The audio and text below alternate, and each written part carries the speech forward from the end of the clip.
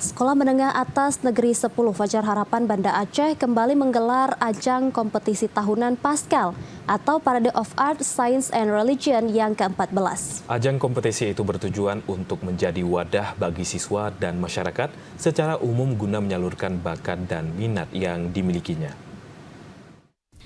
Sekolah Menengah Atas Negeri 10 Fajar Harapan Banda Aceh membuka pagelaran ajang kompetisi tahunan Paskal atau Parade of Art, Science and Religion ke-14 Kamis 2 April 2026.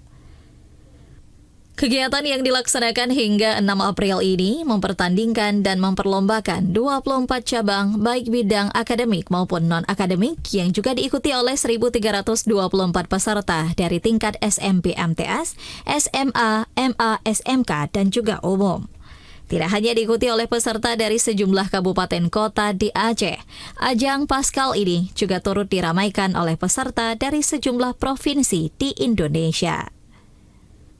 Kepala SMA Negeri 10 Fajar Harapan, Anwar, menyampaikan, Paskal merupakan ajang kreativitas bagi para siswa untuk menyalurkan bakat dan juga minat yang dimilikinya.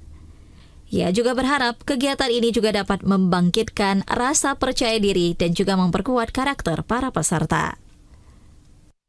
Paskal ini pada dasarnya ini adalah ajang kreativitas. Jadi ajang untuk kegiatan ekstrakurikuler yang lebih tepat, di mana di sini anak-anak mengaktualisasikan apa yang menjadi pengembangan bakat minat mereka.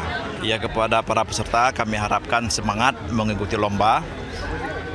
Dapatkan sesuatu yang berarti dari lomba ini, bukan hanya mendapatkan kemenangan tapi juga mendapatkan pembelajaran. Dengan tampil di depan publik, kuatkan mental, kepribadian dan segala macamnya. Sementara itu, Kepala Dinas Pendidikan Aceh, Murtala Buddin, berharap Paskal ke-14 ini juga dapat menjadi wadah bagi para peserta untuk terus berkembang dan juga berinovasi. Pihaknya juga akan terus mendukung segala bentuk kegiatan yang juga dapat menjadi ruang eksplorasi bagi kreativitas siswa-siswi Aceh. Hari ini kita harapkan Paskal 14 ini terus berkembang menjadi sebuah kegiatan pada pemuliaan sains.